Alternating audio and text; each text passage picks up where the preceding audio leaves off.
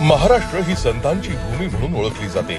महाराष्ट्राला वारकरी संप्रदायाची भक्ती मार्गाची शेकडो वर्षांची परंपरा असून लाखो लोक या भक्ती मार्गावर चालतात। हाच भक्ती मार्ग आणखी बळकट करण्यासाठी महायुती सरकारनं तीर्थदर्शन योजना सुरू केली आहे, ज्यातून सरकार देशातील 139 तीर्थक्षेत्रांचं मोफत दर्शन घडवणार आहे।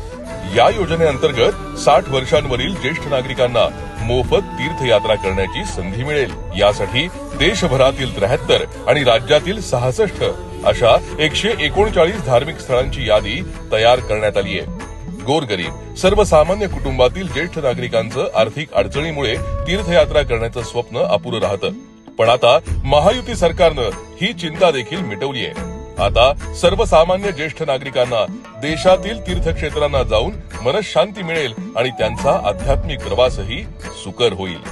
महायुती सरकारच्या या अभिनव योजनेमुळे नागरिकांमध्ये आनंदाचं वातावरण आहे।